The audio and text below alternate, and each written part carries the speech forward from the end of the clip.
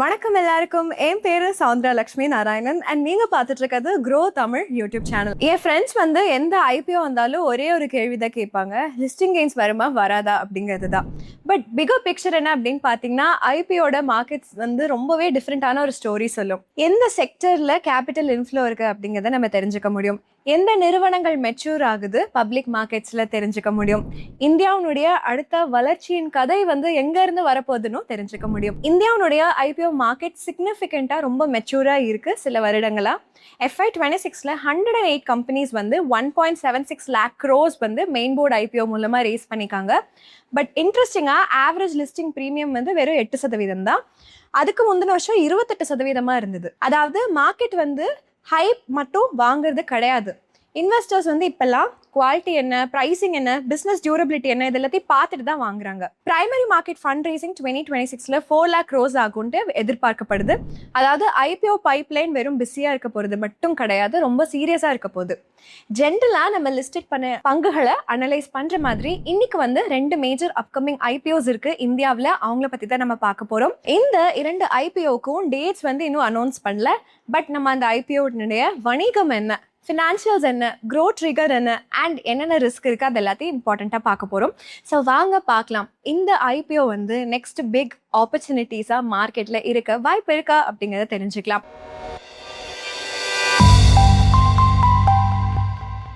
நம்மளுடைய முதல் பங்கு பட்டியல்ல national stock exchange of India limited, other வேர்ட்ஸ்ல NSEன்னு சொல்லலாம். NSEயோட ஐபிஓ ஆஃபர் ஃபார் சேல் இல்லைன்னா OFSஆ வரும். அதாவது கம்பெனி ஃப்ரெஷ் ஃபண்ட்ஸ் ஐபிஓலேருந்து ரிசீவ் பண்ண மாட்டாங்க. இன்ஸ்டெட் எக்ஸிஸ்டிங் ஷேர் ஹோல்டர்ஸ் கலெக்டிவாக 14.89 crore ஷேர்ஸ் செல் பண்ண போகிறாங்க. ஓகேங்களா. NSE தான் இந்தியாவுடைய லார்ஜஸ்ட் ஸ்டாக் எக்ஸ்சேஞ்சாக இருக்குது. கம்பெனி ஒரு டாமினன்ட் பொசிஷன் வச்சிருக்காங்க. எதுல இல்லைன்னா cash market, equity derivatives, currency derivatives, அப்புறம் மல்டிபிள் மார்க்கெட் செக்மெண்ட்ஸ்ல. ரெட்சீரோட ரிப்போர்ட் படி cash market and equity derivatives turn over NSE தான் இந்தியாவுடைய லார்ஜஸ்ட் எக்ஸ்சேஞ்சா இருக்கு கடந்த 25 வருடமா. கம்பெனியுடைய பெரிய பலம் என்னன்னு பாத்தீங்கன்னா மார்க்கெட் டாமினன்ஸ் தான். FY 26ல NSE 92.99% ஷேர் கேஷ் மார்க்கெட்ல வச்சிருந்தாங்க. 99.79% எக்விட்டி ஃபியூச்சர்ஸ்லயும், 74.71% எக்விட்டி ஆப்ஷன்ஸ்லயும், 100% கரன்சி ஆப்ஷன்ஸ்லயும். NSE ஒரு ட்ரேடிங் பிளாட்ஃபார்ம் மட்டும் இல்ல. நிறுவனம் எப்படி வருவாய் ஈட்டுறாங்கன்னா listings, capital raising, index products, data சேவைகள், கனெக்டிவிட்டி கிளியர் பண்றது அண்ட் டெக்னாலஜி இன்ஃப்ராஸ்ட்ரக்சர் ப்ரொவைட் பண்றது மூலமா. FY 26ல 20.06 பில்லியன் ஆர் ரஃப்லி 1.78 lakh crores IPOs ஆன் NSEல ரேஸ் பண்ணியிருந்தாங்க அண்ட் 290 நிறுவனங்கள் லிஸ்ட் ஆயிருக்கு. இப்போ இந்த நிறுவனத்தோட ஃபினான்ஷியல்ஸை பார்க்கலாம். FY 26ல ரெவென்யூ ஸ்லைட்டா 16,600 crores மாடரேட் ஆயிருக்கு. மெயினா equity options, equity futures and cash market ரெவென்யூல சாஃப்ட்னஸ் இருந்ததுனால தான். பட் நான் ட்ரேடிங் பிசினஸ் கொஞ்சம் சப்போர்ட் கொடுத்துருக்குன்னு சொல்லலாம். டேட்டா சென்டரோட வருவாய் மட்டும் 1,544 crores 2,052 crores ஆயிருக்கு. டேட்டா ஃபீட் அண்ட் டெர்மினல் சேவைகள் 407 470 கோடியா வளர்ந்திருக்கு. அண்ட் லைசென்சிங் சேவைகள் 120 152 கோடியா வளர்ந்திருக்கு. FY 26ஓட EBITDA margin 66.85%. PAT FY 26ல 10,300 crores moderate ஆயிருக்கு. மார்ஜின் 50.98%. மெயின் ரீசன் டிக்ளைன் பார்த்தீங்கன்னா டிரான்சாக்ஷன் ரெவென்யூல ஒரு ப்ரெஷர் இருந்தது, லோவர் டெரிவேட்டிவ் வால்யூம்ஸ்னால, ஏன்னா செபி ரெகுலேஷன்ஸ் டைட்டர் ஆனதுனால. அதே சமயத்தில் நிறுவனம் ஒரு ப்ரொவிஷன் இருக்கு, 1,391 crores செட்டில்மெண்ட், செபி மேட்டர்ஸோட லெகசி செட்டில்மெண்ட், இதெல்லாம் கோலொகேஷன், டார்க் ஃபைபர் கேசஸ் இது எல்லாத்தையும் பொறுத்து தான். பியூர் கம்பேரிசன் பார்த்தோம்னா NSE லார்ஜரா இருக்காங்க BSE விட. FY 26ல NSEயோட வருவாய் 16,601 crores, BSE 4,834 crores தான். NSEயோட PAT 10,302 crores, BSEயோட PAT 2,487 crores. EBITDA மார்ஜினும் ஹையரா இருக்கு. NSEக்கு 66.85%, BSE 64%. growth angle NSE benefit ஆக வாய்ப்பு இருக்கு இந்தியாவுடைய எக்ஸ்பேண்டிங் எக்கானமில அண்ட் அவங்களோட ஹவுஸ் ஹோல்ட் சேவிங்ஸ் ஃபினான்ஷியலைஸ் பண்றது இல்லை. FY 2030ல கேஷ் மார்க்கெட் 14 to 16% வளர வாய்ப்பு இருக்கு CAGR-வா அண்ட் 473 507 lakh crores ஆக வாய்ப்பு இருக்கு. எக்விட்டி டெரிவேட்டிவ்லயும் ஸ்ட்ராங் growth இருக்கு. ஃபியூச்சர்ஸ் மார்க்கெட் 16 to 18% CAGR-லயும் 715 to 765 lakh crores வளர வாய்ப்பு இருக்கு. Options market 9 to 11% CAGR, 269 to 289 lakh crores வளர வாய்ப்பு இருக்கு. இப்போ ரிஸ்க் என்னன்னு பார்த்துடலாம். First revenue concentration 78.65% NSE operating வருவாய் இந்த டிரான்சாக்ஷன் சார்ஜஸ்ல இருந்து தான் வருது. இது கீழே ஆப்ஷன்ஸ் ட்ரேடிங் தான் பிக்கஸ்ட் ரெவென்யூ டிரைவரா இருக்கு. ஆல்மோஸ்ட் 60.22% டோட்டல் ரெவன்யூ FY26ல இல்ல 9,998 crores கொடுத்திருக்கு. ரெகுலேட்டரி இம்பாக்ட் ஆல்ரெடி விசிபிளா இருக்கு. FY26ல ஃபியூச்சர்ஸ் ட்ரேடிங் ரெவன்யூ 14.31% டிக்ளைன் ஆயிருக்கு. ஆவரேஜ் டெய்லி ட்ரேடிங் வால்யூம் ஒரு ADTV டிக்ளைன்னால. அதாவது ரெகுலேட்டரி ப்ரெஷர் வந்து வால்யூம் வந்து இம்பாக்ட் பண்ணிருக்கு. ஸோ NSEயோட ரெவன்யூ growth வந்து டைரக்டா அஃபெக்ட் ஆக வாய்ப்பு இருக்கு. NSE வந்து ஒரு செபி சூப்பர்வைஸ் இண்டஸ்ட்ரியில ஆப்ரேட் பண்ணிட்டு இருக்காங்க. இந்த இடத்துல கம்ப்ளைண்ட்ஸ், அப்ரூவல்ஸ், இன்ஸ்பெக்ஷன்ஸ் இது எல்லாமே ரொம்ப கிரிட்டிக்கல். கம்பெனி வந்து அப்சர்வேஷன்ஸ், அட்வைசரி லெட்டர்ஸ் அண்ட் அவங்க வந்து நோட்டீஸஸும் வந்து ஆல்ரெடி வாங்கியிருக்காங்க பாஸ்ட்ல. அதனால தான் வந்து நம்ம ஐபிஓவை எவாலுவேட் பண்ணும்போது இம்பார்ட்டண்ட்டாக கேர்ஃபுல்லாக நம்ம வேல்யூவேஷனை கன்சிடர் பண்ணணும். ரெகுலேட்டரி மூலமாக ரிஸ்க் என்னெல்லாம் இருக்குன்னு கன்சிடர் பண்ணணும். ரெவன்யூ கான்சன்ட்ரேஷனும் பார்க்கணும். அண்ட் நம்ம நெக்ஸ்ட் பார்க்க போகிற நிறுவனம் ஒரு டிஜிட்டல் ஜெயண்ட். இவங்க கம்ப்ளீட்டாக இந்தியா வந்து எப்படி இன்டர்நெட் யூஸ் பண்ண போகிறாங்கிறத மாற்றிருக்காங்க. இந்த ஐபிஓ மார்க்கெட்டினுடைய பெரிய ஈவெண்ட்டாக இருக்குமாங்கிறத தெரிஞ்சுக்கலாம். ஐபிஓன் பேர் வந்து ஜியோ பிளாட்ஃபார்ம்ஸ். ஐபிஓ ஸ்ட்ரக்சர் ரொம்பவே சிம்பிள். ஜியோ பிளாட்ஃபார்மோட இஷ்யூ வந்து என்டையராக ஃப்ரெஷ் இஷ்யூவாக இருக்கும். அதாவது என்டையர் கேபிட்டல் வந்து டைரெக்டாக வந்து கம்பெனிக்கு போகும் என்னெல்லாம் ரேஸ் பண்ணுறாங்களோ. ஜியோ பிளாட்ஃபார்ம் வந்து ஒரு டிஜிட்டல் பிஸ்னஸ் இருக்காங்க. ரிலையன்ஸ் இண்டஸ்ட்ரீஸோடது. இவங்க இந்தியாவுடைய டிஜிட்டல் ஈகோ சிஸ்டம் ஸ்பேஸில் ஆப்ரேட் பண்ணுறாங்க. டெலிகாம் கனெக்டிவிட்டி கொடுக்கறது மூலமாக ப்ராட்பேண்ட் கனெக்ஷன், டிஜிட்டல் ஆப், கிளவுடே டெக்னாலஜி பிளாட்ஃபார்மாக இருக்கிறாங்க.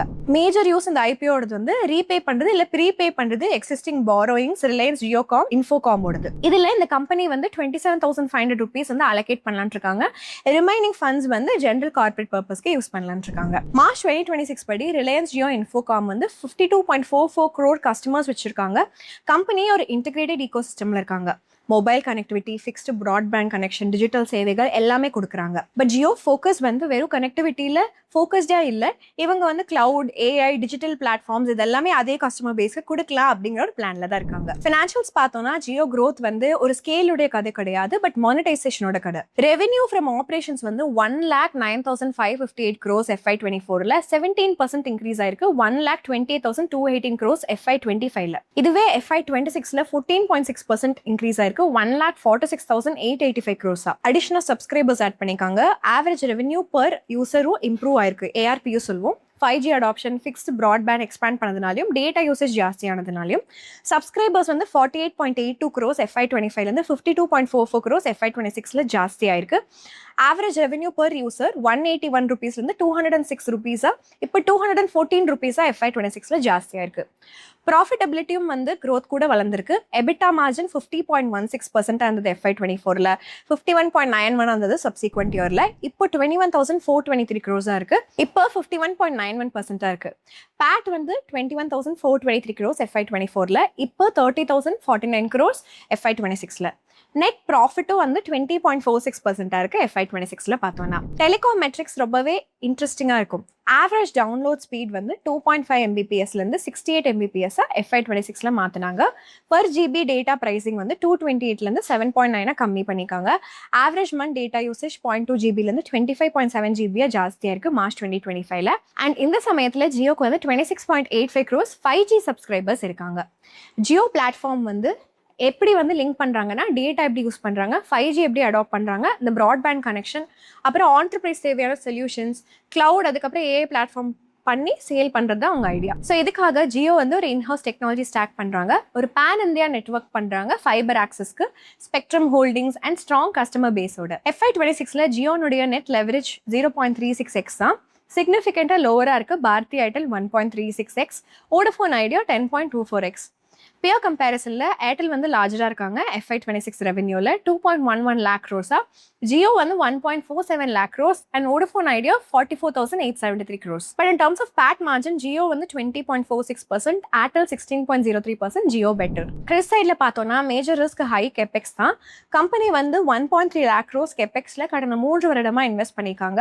ஸோ ஃபியூச்சர் இன்வெஸ்ட்மெண்ட்ஸ் வந்து எக்ஸ்பெக்டட் ரிட்டர்னோ ப்ராஃபிட்டபிலிட்டியோ வரலன்னா கண்டிப்பாக ப்ரெஷரில் இருக்கும். செகண்ட் ரிஸ்க் என்னன்னு பார்த்தீங்கன்னா காம்படிஷனும் அதுக்கப்புறம் டெக்னாலஜி டிஸ்ரப்ஷனும் தான். டெலிகாம் அப்புறம் டிஜிட்டல் சேவைகள் மார்க்கெட் வந்து டக்குன்னு சேஞ்ச் ஆகும். ஸோ ஜியோ வந்து கஸ்டமர்ஸ் ரீட்டன் பண்ணணும், ARPU ஜாஸ்தி பண்ணணும், நியூ ப்ராடக்ட்ஸும் லான்ச் பண்ணணும். ஓவராலாக இன்னைக்கு NSE அண்ட் ஜியோ பிளாட்ஃபார்ம்ஸ் ரெண்டுமே எந்தெந்த நிறுவனங்கள் அவங்கவுங்க செக்டர்ஸில் ஸ்ட்ராங்காக இருக்காங்கன்னு பார்த்துருக்கோம். அண்ட் லீடர்ஷிப் பொசிஷன்ஸும் யாரெல்லாம் வச்சுருக்காங்கன்னு கம்பேரிசனும் பார்த்துருக்கோம். But strong brand and large ஸ்கேலோட ரிஸ்க்கும் கண்டிப்பாக வரும். வேல்யூவேஷன் ரிஸ்க் இருக்குது, ரெகுலேட்டரி காம்படிஷன் இருக்குது, அதுக்கப்புறம் மார்க்கெட் வாலிட்டிலிட்டியும் இருக்குது. அதனால் ஒரு ஐபிஓவில் நம்ம முதலீடு செய்கிறதுக்கு முன்னாடி கேர்ஃபுல்லாக அந்த ஐபிஓனுடைய டிஆர்ஹெச்பி என்ன அப்படிங்கிறத படிச்சுக்கணும், வேல்யூவேஷனை தெரிஞ்சுக்கணும், என்னெல்லாம் ரிஸ்க் இருக்குது அப்படிங்கிறத ஃபேக்டர் பண்ணிட்டு நம்மளோட முதலீடு இலக்கு என்னன்னு தெரிஞ்சுட்டு அதுக்கேற்ற மாதிரி இருந்தால் முதலீடு செய்யணும். ஸோ இன்றைக்கி நம்ம பேசின எதுவுமே உங்களுக்கு பை ஆர் செல் ரெக்கமெண்டேஷன் கிடையவே கிடையாது. நீங்கள் உங்களோட ஓன் முதலீடுகளை உங்களோட ஓன் ஆய்வுகளை பண்ணி நீங்கள் டிசைட் பண்ணிக்கணும். இன்னும் ஒரு அருமையான காணொளியில் நம்ம எல்லாரும் சந்திக்கலாம். அது வரைக்கும் நன்றி, வணக்கம்.